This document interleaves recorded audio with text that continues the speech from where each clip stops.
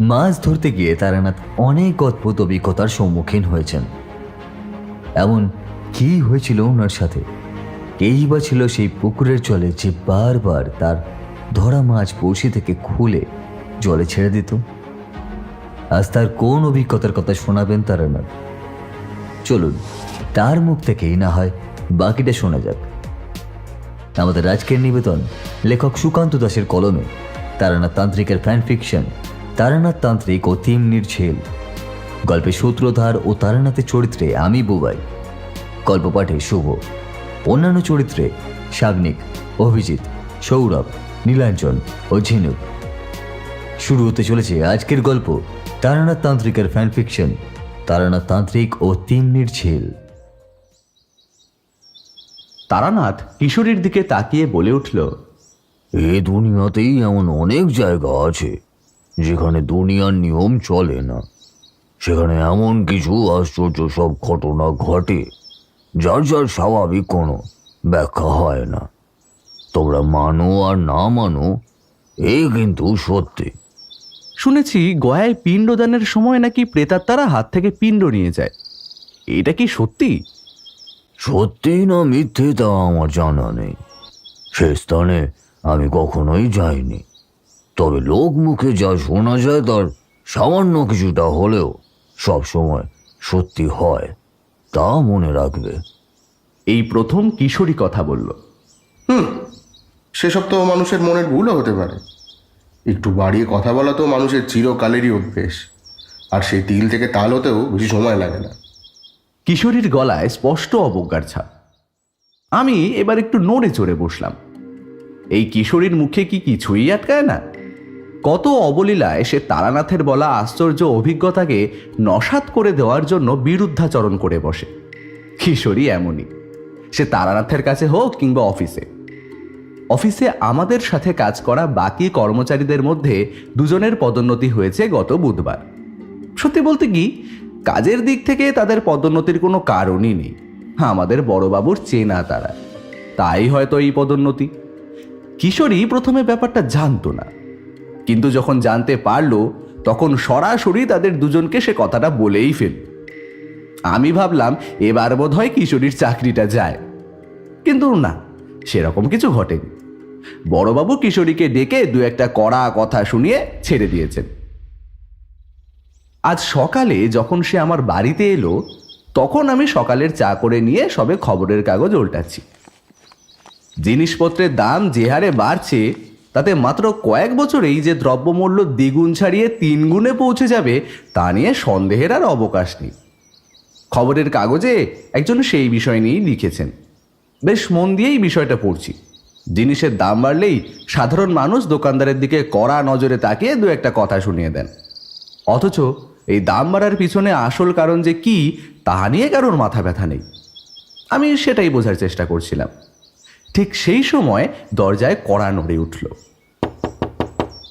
আমি দরজা খুলে দেখি কিশোরী দাঁড়িয়ে। ঘরে ঢুকে আমায় একা চা খেতে দেখে কিশোরী তার সেই কৌতূহলী স্বরে প্রশ্ন করল, বউঠান বাড়িতে নেই? আরে না গো, সে একটু বাপের বাড়ি বেড়াতে গেছে কাল দুপুরে। তুমি নিজে চা করলে নাকি? এই খাবার মতো হয়েছে তো? আমি তারানাথ নই যে আমার রাগের ওপর নিজের নিয়ন্ত্রণ আছে। আমি রাগ ঢাক না রেখেই রেগে উঠলাম। তুমি কি আমায় ভাবো বলো তো? আমি কি চা করতে পারি না? শুধু চা কেন, দুপুরের রান্নাও আমাকেই করতে হবে। এ তো বেশ ভালোই হয়েছে। মাঝে মাঝে এই হাতা খুন্তি নাড়ানো বেশ ভালো কথা, বুঝলে না? একটু হাওয়া বদল হয়। এরকম হাওয়া বদলের প্রয়োজন আমার নেই। চলো তার থেকে বরং তারানাথের কাছে যাওয়া যাক। তাহলে রান্না? আমি তো তোমার কথা শুনে ভাবলাম আজ আর তুমি যাবে না। আমি উঠে জামাটা গলিয়ে নিতে নিতে বললাম, তেমন হলে একবেলা হোটেলে খেয়ে নেব, কিন্তু সপ্তাহে একটাই ছুটির দিন। তারানাথের কাছে না গেলে দিনটাই যে মাটি হয়ে যাবে। কিশোরী আর আমি যখন রাস্তায় নামলাম তখন আকাশ কালো করে এসেছে। একটা ঠান্ডা হাওয়া দিচ্ছে বটে, কিন্তু বৃষ্টি আসার কোনো লক্ষণই কিন্তু নেই। কিশোরী দোকান থেকে একটা পাসিং শোয়ের সিগারেট কিনতে দাঁড়াতেই দোকানে রেডিওতে শুনতে পেলাম যুদ্ধের খবর। সেই যুদ্ধ, সুদূর ইউরোপে যে যুদ্ধ হয়ে চলেছে তার রেশ এই ভারতবর্ষের ছোট্ট একটা শহরেও এসে পড়েছে। এর ভবিষ্যৎ কোথায়? মানুষের মৃত্যু ছাড়া এর ফলাফল আর কি বা হতে পারে? কিশোরী বেরিয়ে আসতেই আমি তাকে বললাম, কিশোরী, এই যুদ্ধের বাজারে সব থেকে বোকা মানুষ কারা বলতো? কারা? আমাদের মতো যারা সাধারণ মানুষ তারা? যুদ্ধক্ষেত্রের সৈনিকরা। মৃত্যু নিশ্চিত জেনেও তারা স্বেচ্ছায় নিজেকে মৃত্যুর দিকে নিয়ে যায়। কখনো শুনেছ যুদ্ধে কোনো দেশের বিখ্যাত কোনো মানুষ কিংবা নেতা মন্ত্রী মারা গেছে? অথচ সে খাতায় নাম ওঠে ওই সৈনিকদের। কিন্তু তাদের প্রাপ্তি কি বলতো?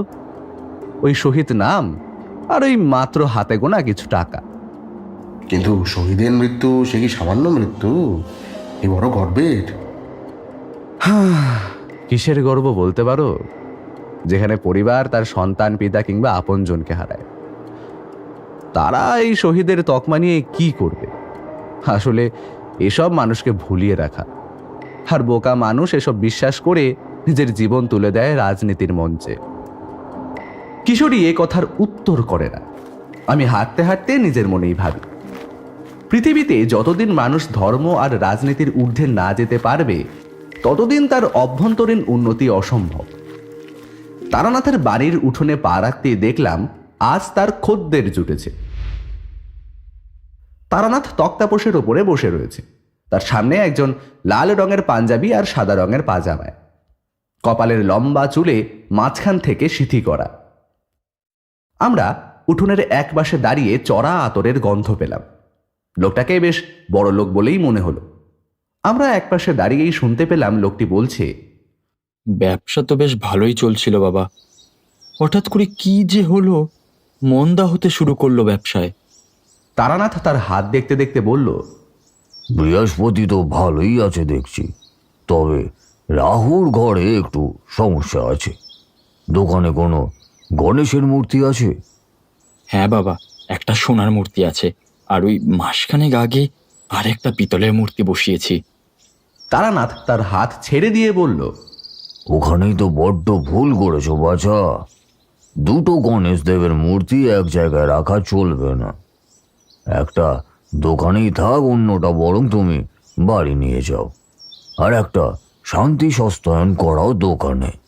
আর বললে একটা তামার আংটি পরে নিও হাতে, তাতেই তোমার বিপদ কেটে যাবে। এটুকুতেই হয়ে যাবে? বেশ, যদি উপকার না হয় তাহলে কিন্তু আমি আবার আসবো বাবা। তারানাথ হেসে বলল, এই বুড়ো হাড়ে এখনো খেল দেখানোর ক্ষমতা আছে বাছা। তোমার আর দ্বিতীয়বার আসতে হবে না। লোকটি তারানাথের পাশে রেখে প্রণাম করে বেরিয়ে গেল। তারানাথ আমাদের দিকে তাকিয়ে বলল, এসো এসো, তোমরা একটু অপেক্ষা করো, আমি আসছি এক্ষুনি। তারানাথ ঘরে চলে গেল। আমরা তক্তপোষে এসে বসলাম। তারানাথ ঘর থেকে একটা বাটিতে বেশ কিছু তেলে ভাজা আর সন্দেশ নিয়ে আমাদের সামনে রেখে বলল, একটু আগেই আনিয়েছি।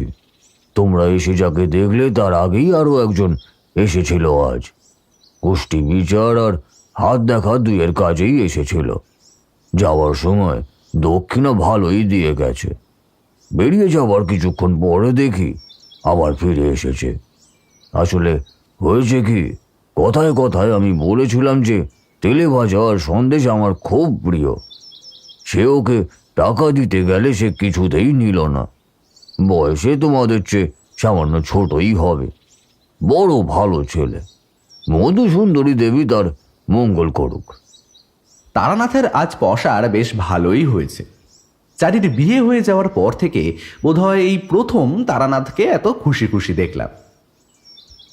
এই মন্দার বাজারে তার একার সংসার যে কিভাবে চলে তা আমাদের জানা নেই। তবুও আজ তার খুশিতে আমরাও বেশ খুশি হলাম। তাই কিশোরী যখন বলল, বেশ ভালোই হলো, কিন্তু ট্যাকের কড়ি ট্যাকেই রইল, আবার বেশ তেলে ভাজা আর সন্দেশও লাভ হলো। একেই বলে সোনায় সোহাগা। তারানাথ কিন্তু এই শব্দবাণে সামান্যও রুষ্ট হলো না, বরং বলল, মধুসুন্দরী দেবী তো আমায় বলেই ছিলেন যে অর্থ সঞ্চয় করতে না বললেও না খেয়ে মরতে হবে না। কোনো না কোনোভাবে ঠিক কেটেই যাবে। তার আশীর্বাদ কি কখনো বিফল হতে পারে? আর সকালেই মনটা সন্দেশ খাওয়ার জন্য ও উৎফুল্লিত হচ্ছিল। আর দেখো, স্বয়ং মধুসুন্দরী দেবী আমার মনের ইচ্ছা পূরণ করেছে। তারানাথ একটা তেলে ভাজায় কামড় দিয়ে চোখ বুজে তার আস্বাদ গ্রহণ করতে করতে বলল, তেলে ভাজা খেতে গেলেই আমার কিন্তু সেই বীরভূমের শ্মশানের মাধুবাগলির কথা মনে পড়ে। চাপা কলা আর রসগোল্লা বলে আমায় চিতার পোড়া কাঠ কয়লা খাইয়ে দিয়েছিল। কিশোরী এ কথায় হেসে উঠল। আমি বললাম, শুধু কি তাই, মায়াজাল বিস্তার করে আপনাকে সব সাধনার যে দৃশ্য দেখিয়েছিল তা ভুলে গেলেন? আর সেই যেবার আপনি ভুল তিথিতে সব সাধনা করতে উদ্যত হয়েছিলেন, সেবার তো সেই আপনাকে সে বিপদ থেকে বাঁচিয়ে দিয়েছিল। তারানাথ এবার আর হাসল না। হাতের তেলে ভাজাটা শেষ করে একটা সন্দেশ তুলে নিয়ে বলল, আহা, কি ছিল সেসব দিন! আজ এই গ্রামে তো কাল অন্য অচেনা জায়গার শ্মশানে। আজ এই গুরুর সাথে কোনো নতুন বিদ্যা করায়ত্ত করছি, তো মাসখানেক পরে অন্য এক বিপদের মুখোমুখি। সেসব বড় সুখের দিন ছিল হে। এই বাড়িতে বসে বসে সেসব ভাবনা আর তোমাদের সেসব গল্প বলতে বলতে ইচ্ছে করে আবার পথে বেরিয়ে পড়তে। বললেই হলো, এই বয়সে পারবেন আবার আগের মতো গ্রামের পর গ্রাম হাঁটতে? আর আগের মতো তো সেই তন্ত্রশক্তির ক্ষমতাও আপনার নেই। তা যা বলেছ, বাতের ব্যথাটা মাঝে মাঝে রাতের দিকে এমনিতেই ভোগায়। আর ক্ষমতা, সে তো যা ছিল তার বেশিরভাগই হারিয়ে ফেলেছি। তারানাথের চোখ ছোট হয়ে আসে। তবে জীবনে যা অভিজ্ঞতা হয়েছে তার 5টা মানুষের হয় না। সাধনা কখনোই সম্পূর্ণভাবে গড়ে উঠতে পারিনি। বারবার ফিরে আসতে হয়েছে বাড়িতে। কিছু ক্ষমতা পেয়েছিলাম, তবে তা সময়ের সাথে সাথেই হারিয়ে গেছে। আজ একটু অন্য ধরনের গল্প বলুন না। সেই একবার আপনি আপনার গ্রামের কথা বলেছিলেন।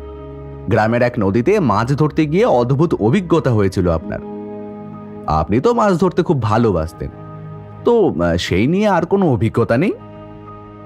সে তো অনেক দিন আগের কথা, সেভাবে মনে নেই। তবে হ্যাঁ, মাছ ধরতে গিয়ে অদ্ভুত অভিজ্ঞতার সামনে আমি অনেকবার পড়েছি। তোমাদের যা বলেছি তা তো আমাদের গ্রামেরই কথা। সে পুকুরের একটা কি প্রাণী বাসা বেঁধেছিল। যতবারই মাছ ধরি সেই প্রাণীটা এসে বড়শি খুলে মাছটাকে জলে ছেড়ে দেয়। শেষে ফিরে আসার আগে বেটাকে জব্দ করার জন্য সর্ষের চাল ছুঁড়ে বেটাকে শিক্ষা দিয়েছিলাম। সে জল ছেড়ে উঠে সরাত করে গিয়ে মেঘের আড়ালে লুকিয়েছিল। আমার মনে হয় সে অন্য দুনিয়ার কোনো প্রাণী। মনে পড়ে গেল অন্য একটা ঘটনা যা আমার সাথেই ঘটেছিল জঙ্গলে। সেখানে আমার সাথে অপ্রত্যাশিতভাবে দেখা হয়ে গেছিল এমন একজনের সাথে, যার সাথে তারানাথের একমাত্র ছোটবেলায় ছাড়া আর কখনোই দেখা হয়নি। অন্তত তারানাথ তো কখনোই তা বলেনি। আপনার কি মনে হয় এই দুনিয়ার বাইরেও আরেকটা দুনিয়া আছে? সেখান থেকে কেউ এখানে আসতেও পারে? অসম্ভব বলে কিছু হয় না যে। তোমাদের আমার ঠাকুরদার কথা বলা আসমানি চোরের গল্প বলেছিলাম না? তারপর আরো আছে যে। আর তাছাড়া এই দুনিয়াতে এমন অনেক জায়গা আছে যেখানে যেখানে এই দুনিয়ার নিয়ম চলে না। এরপরেই তারানাথ গল্পের প্রথমে বলা কথাগুলো বলে, আর কিশোরীও তার স্বভাববশেই তার প্রতিবাদ করে বসে। দুপক্ষের যুক্তিতর্ক যখন একে অপরকে নিরস্ত্র করতে উঠে পড়ে লেগেছে, তখন আমি তাদের নিরস্ত্র করার জন্য বলে উঠলাম, শুনুন না ঠাকুরমশাই, তাহলে আজ সেই মাছ ধরার অন্য একটা অদ্ভুত অভিজ্ঞতার কথাই বলুন না। হ্যাঁ, আবার এমন কিছু একটা বলুন যার কোনো প্রমাণই নেই সত্যতা জানার জন্য। সত্যি মিথ্যে আমার জানা নেই। আমি যা দেখেছি বা জেনেছি তাই তোমাদের বলি। এবার তোমরা যদি না মানো তাহলে গল্প শুনতে আসো কেন বাবু? হ্যাঁ, তারানাথ যে রুষ্ট হচ্ছে তা বোধ হয় কিশোরী বুঝতে পেরেছিল। তাই সে আর কথা না বাড়িয়ে বলল, ঠিক আছে ঠিক আছে, তাহলে বলুন, শুনেই দেখি। আমাদের খাওয়া শেষ। হাত ধোয়ার জল তারানাথ ঘটিতে করেই এনে রেখেছিল। হাত ধুয়ে মুছে আমরা তক্তা বসে বসতেই তারানাথ এসে আমাদের সামনে বসল। আমি পাসিং শোয়ের প্যাকেটটা বার করে তার সামনে দিতেই একটা সিগারেট বার করে তাতে অগ্নিসংযোগ করে পরপর দুটো লম্বা টান দিয়ে ধোঁয়া ছেড়ে বলল,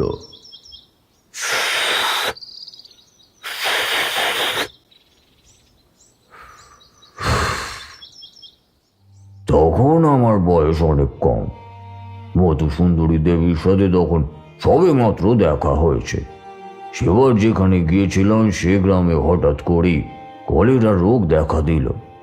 সেই রোগের বাড়ন্ত এতই হলো যে দেখতে দেখতে গ্রামের সুস্থ সবল মানুষ 2-3 মধ্যেই মরে যেতে লাগলো। তখন এ সময়ের মতো ডাক্তার বুদ্ধি কিছুই ছিল না। 2-1 কবিরাজ কিংবা হাতুড়ে ডাক্তার যাও ছিল, তবে তাদের আনার মতো অবস্থা সবার ছিল না। প্রথম কয়েকদিন তাও কোনো রকম ওষুধপত্রে চলতে লাগলো রোগীদের জন্য, কিন্তু 2-3 দিনের মধ্যে প্রতি ঘরে ঘরে অন্তত একটা করে কলেরার রোগী ছড়িয়ে পড়ল। যাদের সামর্থ্য ছিল তারা অন্য গ্রামে গিয়ে কবিরাজ দেখাতে লাগলো। কেউ কেউ তো গ্রাম ছেড়ে সপরিবারে চলে গেল অন্যত্র। যারা ভিটে মাটি ছেড়ে যেতে পারল না তারা একে একে কলেরার কবলে পড়ে জীবন হারাতে লাগলো। সেই সময় আমি এক গুরুর সাথে গিয়েছিলাম সেই গ্রামে। আমরা যাওয়ার আগেই কলেরা শুরু হয়েছিল। গুরুর এক চেনা শিষ্যের বাড়িতে আমরা রাতে আশ্রয় নিয়েছিলাম। পরে অবশ্য জানতে পেরেছিলাম সে শিষ্য নয়, আসলে এই গ্রামেরই গুরুর জন্মভূমিতেই সময় কাটাতে ফিরছিলেন তিনি। আমি মাঝপথে তার সঙ্গ পেয়েছি। যে বাড়িতে আশ্রয় নিলাম সে বাড়ির ছোট ছেলেকে প্রথম কলেরায় ধরল। বারবার চাল ধোয়া জলের মতো মলত্যাগ করতে লাগলো সে। প্রথম দিনে এর চেয়ে বেশি কিছু না হলেও সমস্যা হলো দ্বিতীয় দিনে। বারবার জল খেতে চায়, চোখের তলায় মাত্র 2 দিনে কালি পড়ে গেল। সেই শিষ্য বেশ অবস্থাপন্ন গৃহস্থ, তাই তারা কবিরাজ ডাকলেন।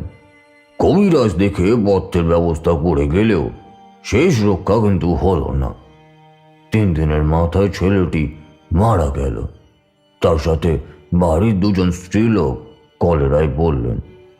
ক্রমে অবস্থা এমন হয়ে উঠল যে মাত্র 2 জন ছাড়া বাড়ির বাকি সবাইকেই কলেরায় ধরল। আমি আর গুরু এরপর আর সেই গ্রামে থাকার ঝুঁকি নিতে পারলাম না। চলে আসার দিন গ্রামের পথে সে অদ্ভুত দৃশ্য দেখলাম। তারানাথ বলতে বলতে থেমে গেল। তার 2 চোখ একবার বন্ধ হয়ে স্থির হয়ে গেল, যেন অতীতের কোনো স্মৃতিচারণ তিনি খুব মন দিয়ে করছেন। এই সময়টায় তাকে বিরক্ত করা সমীচীন নয়, তাহলে হয়তো তার সাজানো ঘটনাগুলো আবার অগোছালো হয়ে যাবে।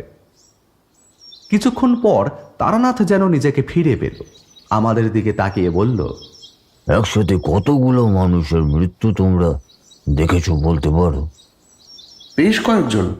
এই তো সেদিন রাস্তায় একটা দুর্ঘটনায় বেশ কয়েকজন একসাথে আহত ও নিহত হলো। সেসব এই দৃশ্যের সামনে অতি তুচ্ছ হয়ে মরা মানুষের দেহ রাস্তার পাশে পড়ে বসে দুর্গন্ধ ছড়াচ্ছে। দেহ সৎকারের জন্য মানুষ পাওয়াও দুষ্কর। একবারের পাশ থেকে আসছি, দেখি দাওয়ায় এক নারীর মৃতদেহ পড়ে আছে। তার পাশে বছর 3 এক শিশুর দেহ। কবে মারা গেছে তার ঠিক নেই। মাছি ভনভন করছে চারিদিকে। গ্রামের শেষে গ্রামের শ্মশান, সেখান দিয়েই অন্য গ্রামে যাওয়ার পথ। প্রায় 30-40টা মৃতদেহই ওর ঘাড়ে পড়ে আছে। দাহ করার জন্য সময় পায়নি কেউ, এভাবেই ফেলে রেখে চলে গেছে। শ্মশানের চিতার শেষ আগুনটুকু নিভে গিয়ে খাঁ খাঁ করছে নিস্তব্ধ শ্মশান। এইসব দেখে আমি গুরুজিকে একটা প্রশ্ন করেছিলাম যে এই যে একসাথে এত মানুষ এমন ভয়াবহভাবে মারা যায়, তার পিছনে কি কারণ থাকতে পারে? গুরুজির কথার উত্তর না দিয়ে আকাশের দিকে হাত তুলে দেখিয়েছিলেন মাত্র। আমার মনটা কেমন খারাপ হয়ে গেছিল। গুরুজির কাছ থেকে অনুমতি নিয়ে বাড়ি ফিরে এলাম। গুরুজি চলে গেলেন কামাখ্যার কাছে কোনো এক সাধুর আস্তানার দিকে। অনেকদিন পর মায়ের সাথে দেখা হলো। আমাকে দেখেই মায়ের চোখে জল এলো। মায়ের কান্না সহ্য করতে পারে এমন হৃদয়হীন পুত্র বোধহয় দুনিয়ার বুকে কমই আছে। বাধা পড়ে গেলাম আবার সংসার জীবনে। এতগুলো মানুষের একসাথে ভয়াবহ মৃত্যু দেখে আমার মন আমূল বদলে গিয়েছিল। ভাবলাম ও পথে গিয়ে আর কাজ নেই। মধুসুন্দরী দেবী তো আমায় বলেইছেন যে এ পথে আমি থাকতে পারবো না, আমার সংসার জীবনে ফিরে যেতেই হবে। তাই সংসার ধর্ম পালন করাই শ্রেয়, এই মনে মনে ঠিক করলাম। সারাদিন বাড়িতেই থাকি, খাই দাই আর ঘুরে বেড়াই, নতুন কোনো কাজের সন্ধান করি। আমাদের ভাগে বাবার রেখে যাওয়া যেটুকু জমি জমা ছিল তার থেকে পাওয়া ধান আর অর্থে কোনোভাবে দুজনের পেট চলে যায়। খাদ্যাভাব আর অর্থাভাবনা নেই যে জীবনে সে জীবন বড় সুখের। আমিও সুখের সাগরে নিজেকে ভাসিয়ে এখানে ওখানে ঘুরে বেরিয়ে সময় কাটাতে লাগলাম। একদিন গ্রামেরই একজন কম বয়সী ছেলে জগাইয়ের সাথে চণ্ডী মণ্ডপে বসে গল্প করছি, এমন সময় সেখানে হরেন নামের আরেকটি ছেলে এসে পৌঁছলো। আমাদের পাশে বসে চোখ গোল গোল করে সে বলল, ইয়া বড় একটা পাকা রুই মাছ দেখে এলাম।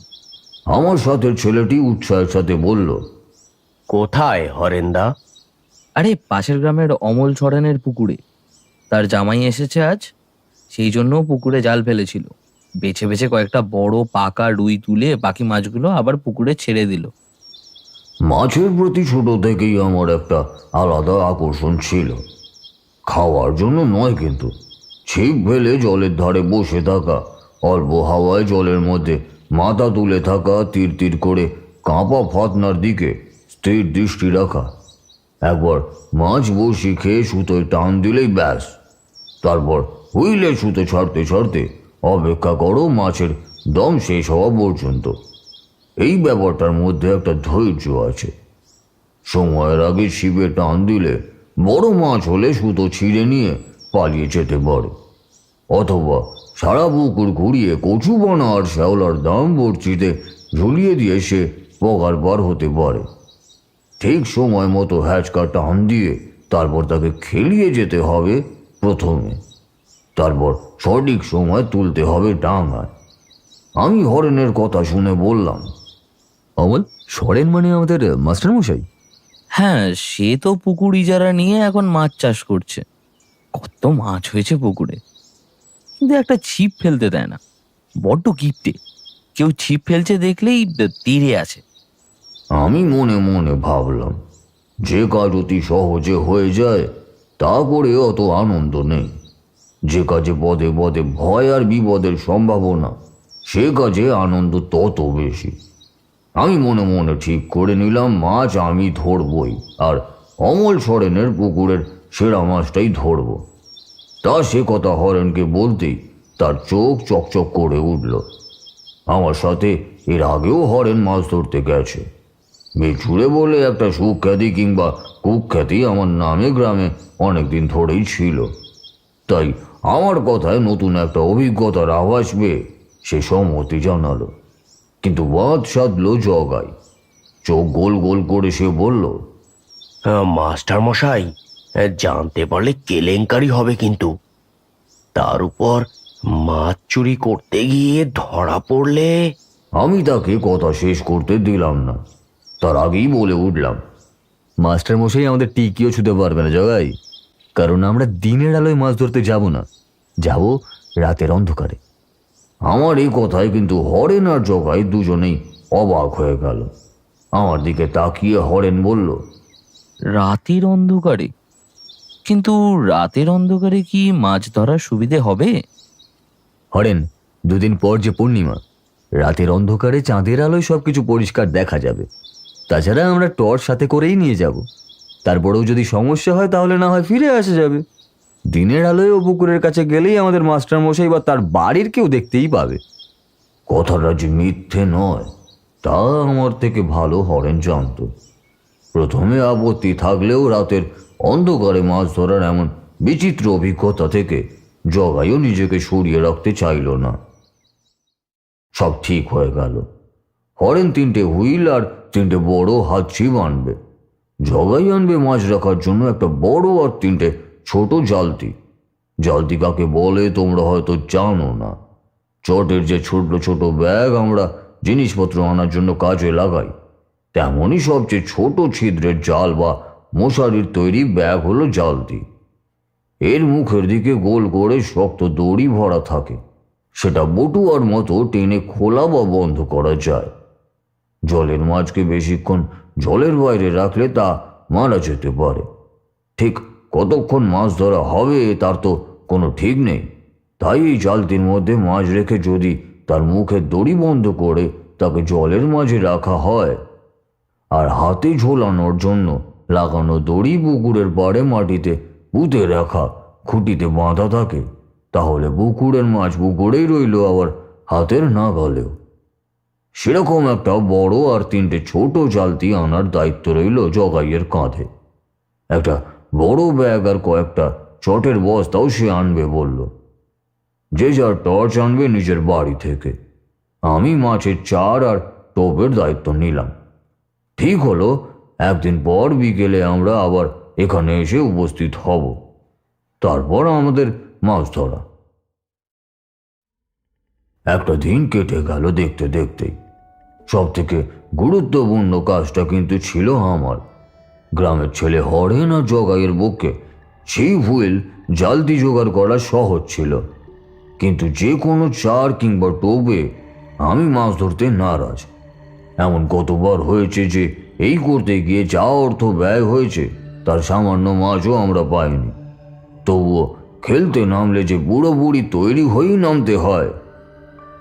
সারাদিন ধরে গ্রামের বাজারে ঘুরে ঘুরে সংগ্রহ করলাম মহুয়া, সরষের মধু, পিঁপড়ার ডিম, মিষ্টির রস, টাটকা পাউরুটি আর কয়েকটা রসগোল্লা। তারপর বাড়ি ফেরার পথে কয়েকটা বড় ছোট মিলিয়ে বড়শি নিয়ে এলাম। আমার সাথেই ছিল জগাই। ফেরার পথে গ্রামের কালু ময়রার দোকানে অনেকদিন পর মন ভরে খাস্তা কচুরি আর ছানার জিলিপি খেলাম দুজনে। মন আর পেট দুই ভরে গেল। সেদিনের সেই বীভৎস মৃত্যুর দৃশ্য কোথায় যেন অদৃশ্য হয়ে গেল মন থেকে। আমি জগাইকে বলে দিলাম, আজ আমি আর বেরোবো না, চার তৈরি করতে হবে। তুই হরেনকে বলে দে কাল সকালে একবার আমার বাড়িতে চলে আসতে, ছিপ হুইল সব নিয়ে আসতে। আর তুইও জালতিগুলো নিয়ে আসিস, কেমন? একেবারে সন্ধেবেলা আমার বাড়ি থেকে রওনা দেব। জগাই চলে যেতেই আমি কিনে আনা সমস্ত কিছু ভাড়ার ঘরের এক কোণে রেখে স্নানে গেলাম। পরদিন সকালেই হরেন আর জগাই আমার বাড়িতে এসে পৌঁছালো। এদিকে কাল আমি সারা বিকেল ধরে চারের মাল মশলা তৈরি করেছি দুপুরের খাওয়া সেরে। আমায় এক মনে এসব করতে দেখে মা বেশ খুশি হলো মনে মনে। আমার মাথায় একবার হাত বুলিয়ে বলল, আর ওসব ভুল চিন্তা মাথায় আনিস না বাবা। গায়ে থাক, কাজকর্ম কর। ভালো সময় দেখে একটা বউ আনি তোর জন্য। আমার এসব কিন্তু শুনতে ভালো লাগে না, তাই বললাম, আহ মা, আবার সেই এক কথা। এমন করলে কিন্তু আমি আবার বেরিয়ে পড়বো। মা মুখে আঁচল চাপা দিল। ষাট ষাট বাছা, ও কথা মুখেও আনিস না। কোথায় গিয়ে পড়ে থাকিস, কি খাস, কি পড়িস, জানা নেই। আমি যদি মরেও যাই তুই যে খবরও পাবি না বাবা। আমার কিন্তু এসব শুনতে ভালো লাগছিল না। আমি মহুয়ার সাথে গুঁড়ো ছাতু মিশিয়ে জবরদস্ত একটা চার তৈরি করতে ব্যস্ত ছিলাম। জগাই আর হরেন আসার আগেই আমার চার তৈরি হয়ে গেল। সেটা একটা পাতায় মুড়ে একটা কাগজের ঠোঙায় ভরে খড়ের ফাঁকে গুজে রাখলাম। হরেনের আনা হুইলের বড়শি দেখে মনে মনে নিজেকে তারিফ না করে পারলাম না। ভাগ্যিস সাথে করে বড়শি কিনে এনেছিলাম, এ বড়শিতে মাছ আসবে না। তিনজন মিলে সব তৈরি করে চটের ব্যাগে ভরে যখন উঠলাম তখন দুপুর হয়ে এসেছে। খড়ের গাদার কাছে সব রেখে ওদের বাড়ি পাঠিয়ে দিলাম। এবার লম্বা একটা ঘুম। না জানি রাতে কতক্ষণ জাগতে হবে। এদিকটায় অনেকদিন হলো আসা হয়নি। শেষবার যখন এসেছিলাম তখন তেঁতুল গাছটা ছিল 2 মানুষ সমান উঁচু, এখন প্রায় 6-7 মানুষ তো হবেই। আকাশে পূর্ণিমার চাঁদের আলোয় চারিদিক ভালোভাবেই দেখা যায়। তাও আমরা সাথে টর্চ এনেছিলাম। পুকুরটা দেখেই মনে পড়ল এ হলো তিন্নির ঝিল। আকারে প্রায় গোল, মাঠের পাশ থেকে শুরু হয়ে ওদিকে অমল সোরেনের বাড়ির কাছে শেষ হয়েছে। একদিকে জঙ্গল আর অন্যদিকে ফাঁকা মাঠ। জগাই প্রথমে মাঠের দিকেই বসার কথা বলল, কিন্তু আমার অভিজ্ঞতা বলছিল সেদিকে বসে লাভ হবে না। ওদিকে 2টো ঘাটের মতো জায়গা আছে, মাঝে মাঝে ওই মাস্টার মশাইয়ের বাড়ির লোক ওই ঘাট ব্যবহার করে। বড় জাতের মাছ কখনোই অমন ঘাটের কাছে থাকবে না, তারা থাকে আঘাটায়, যেখানে জলের আন্দোলন কম। তাই আমি জঙ্গলে জায়গাটার দিকে নির্দেশ করলাম। মাঠ থেকে বাই হেঁটে তেমনি ঝিল বের দিয়ে আমরা জঙ্গলে জায়গাটায় পৌঁছালাম। তারপর চটের ব্যাগ খুলে বস্তা বার করে ছোট ছোট পাতার ওপর সেগুলো পেতে বার করলাম আমাদের অস্ত্র আর গোলা। এই সময় কিশোরী প্রশ্ন করল, অস্ত্র? আপনারা তো মাছ ধরতে গিয়েছিলেন না? তারানাথ হেসে উঠল। মাছ শিকার করতে গেলে যে মাছ শিকারের অস্ত্র লাগবেই। হুইল আর হাতের ছিপের বড়শিগুলো চাঁদের আলোয় চকচক করে উঠল। ঝিলের জল শান্ত, মাঝে মাঝে অল্প হাওয়ায় সামান্য তরঙ্গ উঠছে একটা। আমি ঠোঙা খুলে একটা কচু পাতা ছিঁড়ে নিলাম। তারপর চারের মশলায় একটু সর্ষের মধু মিশিয়ে একটু দূরে চার ছড়িয়ে দিলাম। তারপর ঝিলের জলে হাত ধুয়ে উঠে আসতে যাব এমন সময় মনে হলো আমরা যেখানে বসে আছি তার থেকে সামান্য কয়েক হাত দূরে কে যেন জলের কাছে উবু হয়ে বসে আছে। চাঁদের আলোয় তার শরীরটা কালো অবয়বের মতো মনে হচ্ছে। আমি ভাবলাম হয়তো আমাদের মতোই কেউ মাছ ধরতে এসেছে। আমি পাড় ছেড়ে উঠে দেখি অবাক কাণ্ড। ছিপ এক পাশে রেখে বস্তার ওপর বসে জগাই আর হরেন খই আর কলা খাচ্ছে। তোরা কি এখানে খেতে এসেছিস? এই তো সবে 4 হলো, এখনো যে ছিপ ফেলতে অনেক সময় লাগবে, ততক্ষণ একটু। সে কথা ঠিক। আমি টোপ তৈরি করতে বসলাম। পাউরুটি জলে ভিজিয়ে সামান্য মিষ্টির রস দিয়ে মাখালাম। তারপর তার উপর ছড়িয়ে দিলাম পিঁপড়ের ডিম। ব্যাস, কাজ শেষ। এবার ছিপ ফেলার অপেক্ষা। আবার হাত ধুয়ে নামতে হলো। এবার কিন্তু সামনের দিকে তাকিয়ে আর কিছুই দেখতে পেলাম না। ভালো করে এদিক ওদিক তাকিয়েও যখন কিছুই দেখলাম না, ভাবলাম হয়তো মনের ভুল হবে। খাওয়ায় মন দিলাম আমিও, আর মাঝে মাঝে তাকাতে লাগলাম যেখানে চার করেছি সেই জায়গাটায়। একটা হালকা হাওয়া দিচ্ছে আমাদের মাথার ওপর। কোথা থেকে একটা রাতের পাখি ডেকে যাচ্ছে এক নাগাড়ে। খাওয়া ছেড়ে জালতিগুলো ব্যাগে ভরে 3টে হুইল পরীক্ষা করে নিলাম আরেকবার।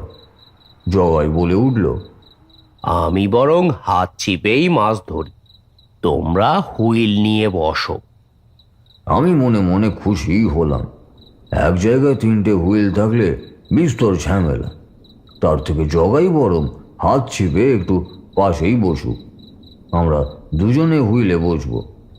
সেই মতো সব কিছু ঠিকঠাক হলো। হুইলের প্রান্তে আমার বানানো টোপ নিয়ে 2টো হুইলের বড়শি গিয়ে পড়লো জলে। তারপর কসরত করে ফাতনাগুলো সোজা করে দিয়ে 2-3টে কোনো ডাল ভেঙে পাড়ে পুঁতে দিলাম। তাহলে আর আমাদের হাতে হুইল ধরে রাখতে হবে না। এইভাবে 2টো হুইল সাজিয়ে বস্তায় বসে আমি আর হরেন মনের সুখে বিড়ি টানতে লাগলাম। আমাদের জালতি আর হাত ছিপ পরে রইল পাড়ে। একবার আর চোখে দেখলাম সেখানে গিয়ে ছিপ ফেললো যেখানে আমি একটু আগে সেই কালো অবয়ব দেখেছি। একবার ভাবলাম তাকে বারণ করি, তারপর মনে হলো কি দেখেছি থাক বড়। আমাদের ফাতনা এখনো নড়েনি একটুও। জগাই 2বার ছিপ টেনেছে, আর এই চাঁদের আলোয় বুঝতে পেরেছি তার ছিপে এক বিঘত সাইজের 2টো মাছ। হরেন উঠে গিয়ে তাকে জলদি দিয়ে এলো। আমার পাশে এসে বসতে বসতে বলল, বেশি বড় নয়, বিগত খানিক হবে মাত্র। আমি উত্তর দিলাম না। আমাদের ফাতনা হাওয়া ছাড়া একবারও নড়েনি এর মধ্যে। মাঝে মাঝে দু একটা ফড়িং এসে বসেছে তার মাথার উপর, তাছাড়া আর কিছুই হয়নি। বেশ কিছুক্ষণ বসে থাকার পর আমার মনে কেমন যেন একটা সন্দেহ হতে শুরু করলো। এতক্ষণ ধরে বসে আছি এখানে, আমাদের হুইল চার করা জায়গাতে ফেলা, মাছ তো দূর একবারও ঠোকরায়নি বড়শিতে, অথচ জগাই যেখানে গিয়ে বসেছে সেখান থেকে সে একটার পর একটা মাছ তুলেই চলেছে ছিপে। হরেনকে বললাম সে কথাটা। এই হরেন, ব্যাপারটা কি হচ্ছে বলতো? আমাদের চারে কি একটাও মাছ আসেনি? হরেন মাথা চুলকে বলল, কিছুই তো বুঝতে পারছি না। জগাইয়ের ছিপে তো বেশ মাছ আসছে রে। আমি গিয়ে ওর পাশেই বসি। দুটো হুইল তুমি দেখো, বুঝলে? হরেন উঠে গিয়ে পাড়ের কাছ থেকে একটা হাত ছিপ নিয়ে জগাইয়ের পাশে বসলো। তারপর আবার সব নিস্তব্ধ। একটা পেঁচা দূরে কোথায় যেন ডেকে উঠলো এই সময়। ঝিঝি পোকার ডাকটা কখন থেমে গেছে খেয়াল নেই। হঠাৎ পাড়ের দিকে তাকাতেই আমার খটকা লাগলো। পাড়ের দিকটা এমন ঝাপসা মনে হচ্ছে কেন? আমি ভালো করে সেদিকে তাকাতেই প্রথম ধাক্কাটা লাগলো। একটানা এতটা কথা বলে তারানাথ থামল। পাশে রাখা পিতলের ঘটি তুলে ঢকঢক করে কিছুটা জল খেয়ে নিয়ে হাতের চেটোয় মুখ মুছে একবার কাশল। তারপর হাত বাড়িয়ে একটা সিগারেট তুলে নিয়ে তাতে অগ্নি সংযোগ করল। অনেকক্ষণ ধরে চুপ করে থাকা কিশোরী এবার বলে উঠল, আচ্ছা, এই যে এতক্ষণ ধরে আপনাদের পাশে বসে, মানে একটু দূরেই বসে জগাই মাছ ধরছিল, মাত্র একবার ছাড়া সে আপনাদের সাথে কোনো কথাই বলেনি? না, ব্যাপারটা প্রথমে আমার খেয়ালে আসেনি। আসলে আমি তখন দেখছিলাম নদীর পাড়ের দিকে একটা লাল রঙের কুয়াশা নদীর পাড়ের দিকে ছেয়ে আসছে। ঠিক যেখানে জঙ্গল শুরু হয়েছে সেখান থেকেই একটা আবছা লাল রঙের কুয়াশা ছড়িয়ে আছে। এবার আমি জগাইদের দিকে তাকাতেই দেখলাম তারা দুজন একভাবে জলের দিকে তাকিয়ে উবু হয়ে বসে আছে। তাদের হাত নড়ছে না, এমনকি তাদের অবয়ব সামান্যও নড়ছে না। আমি তাদের দিকে এগিয়ে যাওয়ার জন্য পা বাড়াতে যেতেই মনের ভেতর কেমন একটা ভাব জেগে উঠল। তোমাদের আগেই বলেছি, কোনো অশুভ কিংবা শুভ কিছুর আওয়াজ আমি আগে থেকেই পেয়ে যাই। আমার মনে হতে লাগলো যেন কোনো এক অন্য দুনিয়ায় হঠাৎ করেই এসে পড়েছি আমি, আর আমার সাথে আসা জগাই আর হরেনও বাঁধা পড়ে গেছে সেখানে। আমার চারপাশে লাল কুয়াশাটা হঠাৎ করেই বাড়তে শুরু করলো, আর তার সাথে সাথেই নেমে আসতে লাগলো একটা হাড় হিম করা ঠান্ডা। আমি ততক্ষণে রীতিমতো ভয়ে পেয়ে গেছি। আগেই বলেছি, তখন আমি এ পথে প্রথম। সামান্য দেহবন্ধন আর নিম্ন দু একটা তন্ত্র ছাড়া অন্য বিদ্যা তখন আমার জানা নেই। আমি জগাই আর হরেনের দিকে দৌড়তে দৌড়তে বললাম, জগাই, হরেন, জগাই, হরেন। আমার বলা কথাগুলো যেন কোনো শক্ত দেয়ালে ধাক্কা খেয়ে ফিরে এলো আমার দিকেই। চারিদিকে কোনো শব্দ নেই, এক ফোঁটা হাওয়াও নেই, কিন্তু আছে হাড় পর্যন্ত জমিয়ে দেওয়া ঠান্ডা। ঠান্ডায় আমার গলা পর্যন্ত জমে যেতে লাগলো। পা দুটো অবশ হয়ে আসছে। আমি শরীরের সমস্ত শক্তি জড়ো করে দেহ বন্ধন করতে চেষ্টা করলাম, কিন্তু তা আর পারলাম না। সামান্য সরে এসেছি বলে এখন জগাই আর হরেনকে স্পষ্টভাবে দেখা যাচ্ছে। তারা পাথরের মূর্তির মতো স্থির হয়ে গেছে। সেই স্থির দৃষ্টি বিস্ফারিতভাবে চেয়ে আছে জলের দিকে। আমি মাটিতে বসে পড়েছি। পরনের জামা আর পাজামা যেন ঠান্ডা বরফের ছুরির মতো চামড়ায় বিঁধছে। আমি কাঁপতে কাঁপতে মাটিতে বসে একবার কি মনে হতে জলের দিকে তাকালাম। জলটা কিন্তু স্থির নয়। চারিদিকের গাছ পাতা হাওয়া এমনকি শব্দ এখানে স্থির হয়ে গেছে। সেখানে নদীর জলে সামান্য একটা আন্দোলন। তেমনি ঝিলের মাঝখান থেকে একটা ঢেউ উঠে গোলাকার বৃত্ত তৈরি করে মিলিয়ে যাচ্ছে বাড়ির দিকে। আমার হাত ঠান্ডায় অবশ হয়ে আসতে লাগলো। আমি দুহাত ঘষতে লাগলাম, কিন্তু উঠে বলাবার কিংবা অন্য কিছু করার শক্তি আমার তখন নেই। প্রচণ্ড ঠান্ডায় অনেক সময় মানুষের বুদ্ধি আর শক্তিও অবশ হয়ে আসে। আমারও সেই একই অবস্থাই হলো, কিন্তু কোনো আশ্চর্যের কারণে আমার চোখ বন্ধ হলো না। আমি জ্ঞানও হারালাম না।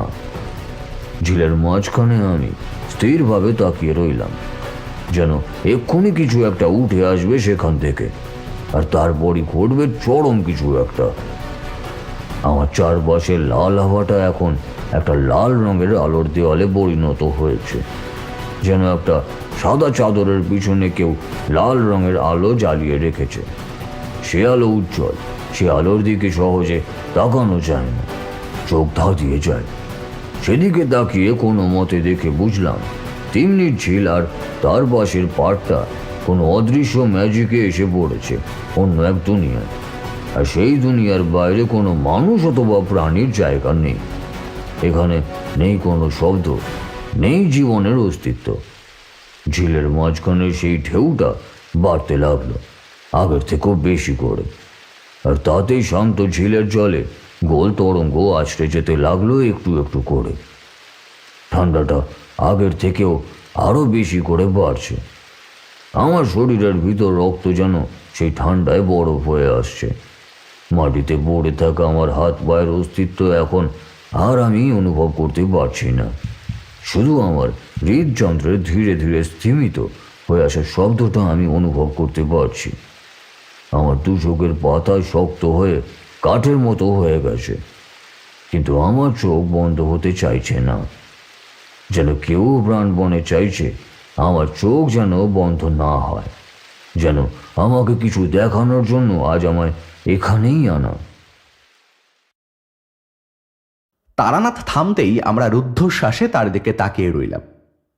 আজকাল তারানাথ আমাদের এমন সব অভিজ্ঞতার কথা বলে যা একদম আলাদা এবং অন্যরকম। সাধারণ কোনো তন্ত্রমন্ত্র বা পিশাচের কথা নয়। যত শুনি ততই অবাক হই। একটা মানুষ তার সারা জীবনে কত অদ্ভুত সব অভিজ্ঞতার সম্মুখীন হয়েছে, হ্যাঁ? আর তার থেকেও ভালো লাগে এই যে আমি আর কিশোরী তার কাছে এইসব কথা শুনতে আসি। তারানাথ যে আমাদের স্নেহ করে আর ভালোবাসে তাও আমাদের অজানা নয়।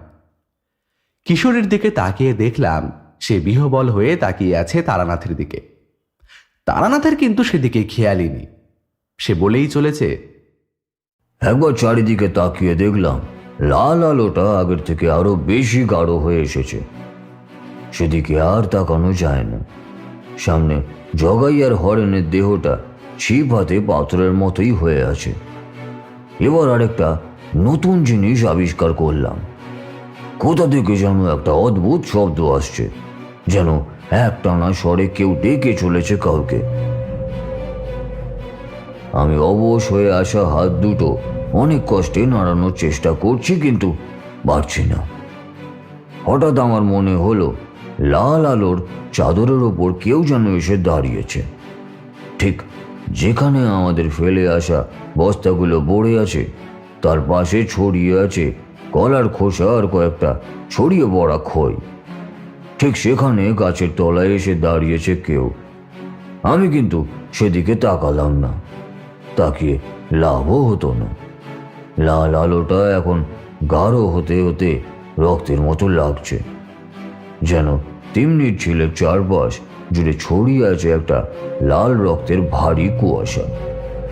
এই এত কিছুর ভিড়ে যেটা আমার মাথায় একবারও আসেনি তা হলো মাথার ওপর জল জলে চাঁদের কথা। সেদিকে তাকিয়ে কিন্তু আমি চমকে উঠলাম। কোথায় পূর্ণিমার চাঁদ? তার বদলে গোটা আকাশটা ছেয়ে গেছে কালো আধারে।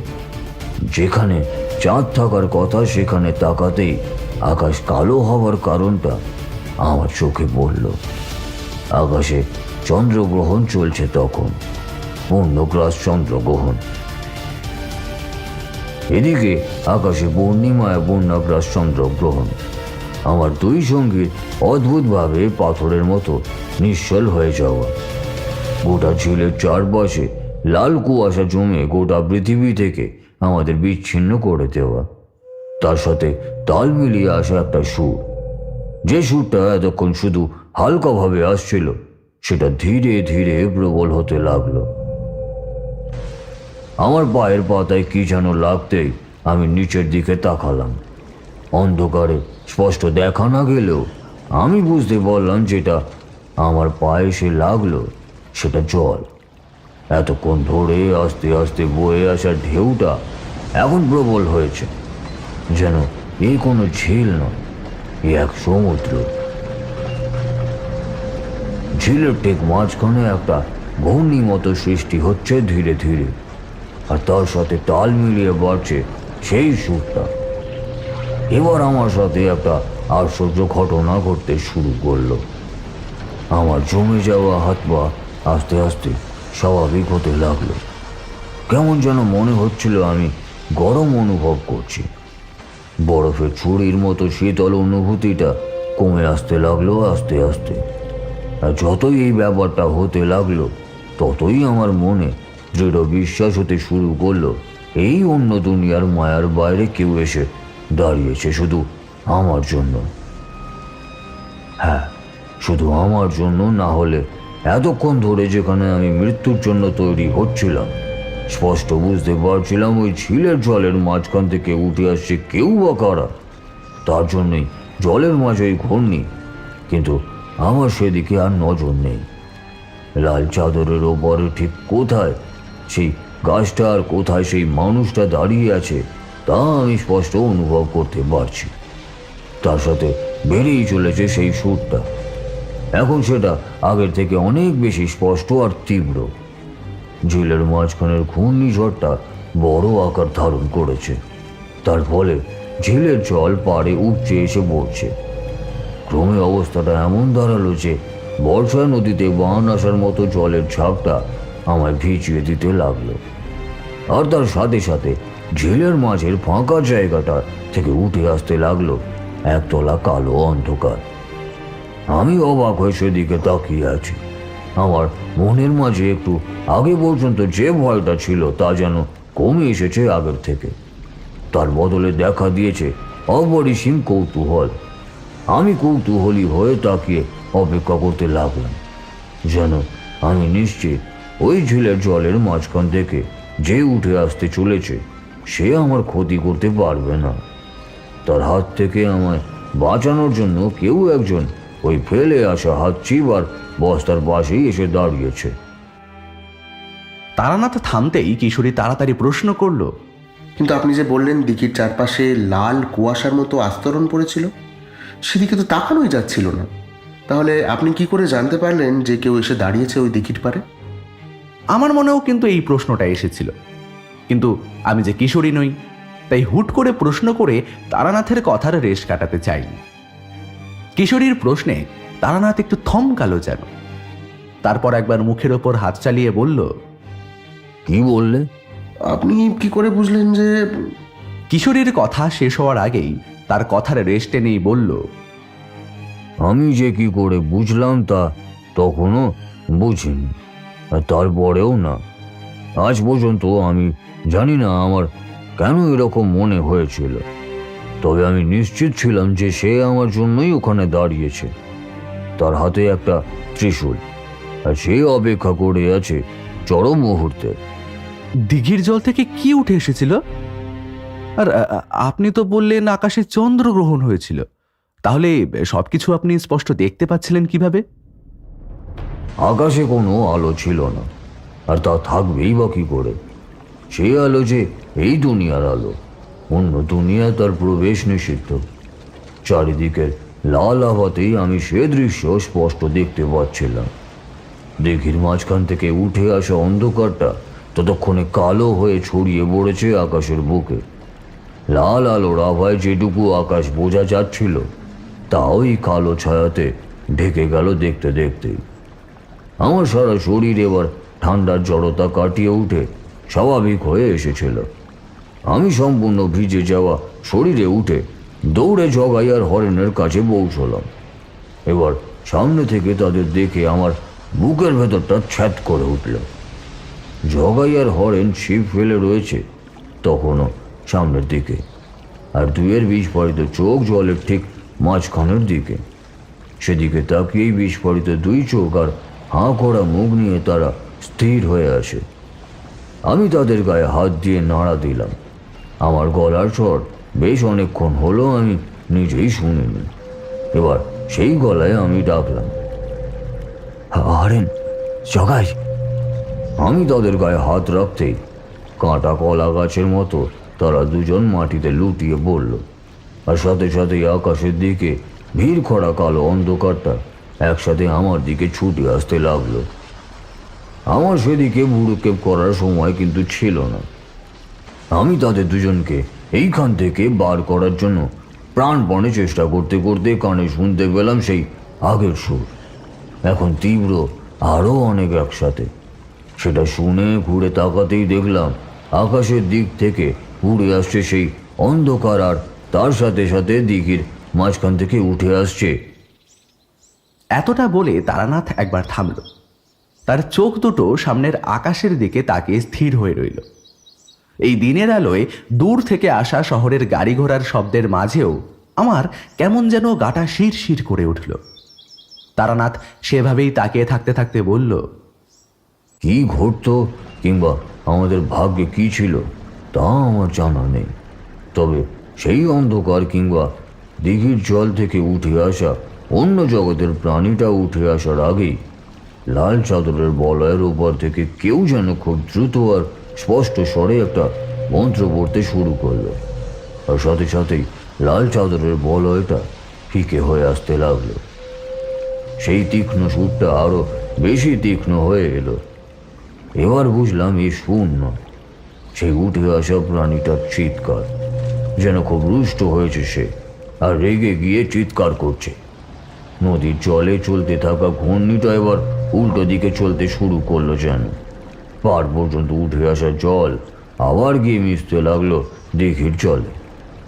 শেষ যখন দিঘির মাঝের ফাঁকা জায়গাটা একেবারে বন্ধ হয়ে যাচ্ছে, তখন দেখি আকাশের গা থেকে অন্ধকারটা যেন হঠাৎ করে নেমে ঢুকে গেল তার মাঝে। সম্বিত ফিরতে সময় লেগেছিল খানিকটা। তারপর ধাতস্থ হয়ে সামনের দিকে তাকিয়ে দেখি জগাই আর হরেন মাটিতে পড়ে আছে। আমি তাদের জাগাবার চেষ্টা করতেই যেন ঘুম থেকে উঠেছে এমনভাবে তারা উঠে বসল। হরেন বলল, কি হয়েছিল বলো তো? হঠাৎ মাথাটা কেমন ভারী হয়ে এলো, আর তারপর কিছু মনে নেই। ব্যাপারটা আমি কিছুটা আন্দাজ করতে পেরেছিলাম, তাই বললাম, ও কিছু না, মাছ ধরতে ধরতে চোখ লেগে গেছিল মনে হয়। হরেন আর জগাই কেমন সন্দিগ্ধ মনে আমার কথায় সায় দিয়ে উঠল। আমি বললাম, আজ আর মাছ ধরে কাজ নেই, চ ফিরে যাই। ফিরে আসার সময় আরেক বিপত্তি। এতক্ষণ ধরে যে মাছ তারা ধরেছিল তা যেন এক আশ্চর্য জাদু বলে জালতির গণ্ডি থেকে বেমালুম মিলিয়ে গেছে। আমি আর সময় নষ্ট না করে ফিরে এলাম ওদের নিয়ে, কিন্তু সেই দিঘির পাড়ে এসে দাঁড়ানো মানুষটাকে আমি আর দেখতে পেলাম না। এরপরেও অনেকবার মাস্টারমশাইয়ের দিঘির মাছ ধরতে গেছি, কিন্তু প্রতিবারই গেছি দিনে, আর সেরকম অভিজ্ঞতা তিন্নির ছিলে আমার আর হয়নি। তারানাথ থামতেই আমরা বুঝলাম গল্প শেষ। কিন্তু তারানাথ নিজেই বলল, ব্যাপারটা নিয়ে আমি বেশ কয়েকবার ভেবেছিলাম, কিন্তু কোনো কুল কিনারা পাইনি। অনেক বছর পরে একবার এক সাধুর কাছে এই গল্প বলেছিলাম। তিনি বলেছিলেন, কপিল এই দুনিয়ার সাথে অন্য দুনিয়ার যোগাযোগের একটা মাধ্যম ছিল। পূর্ণিমার তিথিতে পূর্ণ চন্দ্রগ্রহণ হলে সেই দুনিয়ার দ্বার উন্মুক্ত হয়ে যায় কিছু সময়ের জন্য। তুমি সেই চরম মুহূর্তে সেখানে পৌঁছে গেছিলে, তাই সেই সব দৃশ্য তুমি দেখতে পেয়েছো। অতি উচ্চমানের কোনো সাধকের ক্ষমতা আছে সেখান থেকে তোমায় উদ্ধার করার, কিন্তু সে কে হতে পারে তা আমার জানা নেই। তারানাথের বাড়ি থেকে বেরিয়ে আসতে আসতে কিশোরী আমায় প্রশ্ন করল, একটা কথা কিন্তু জানা হলো না। কি কথা? ওই তিন্নির ঝিলের জঙ্গলের মাঝখান থেকে তারানাথ কাকে উঠে আসতে দেখেছিলেন? আর যদি পৃথিবীর অনেক জায়গায় এমন আশ্চর্য দুনিয়া থাকতে পারে, তাহলে কি তা এই শহরেও আছে? আমার এই কথার উত্তর জানা ছিল না, তবে আমি মনে মনে বললাম হলেও হতে পারে। তারপর হাঁটতে শুরু করলাম, যাতে হোটেল না বন্ধ হয়ে যায়।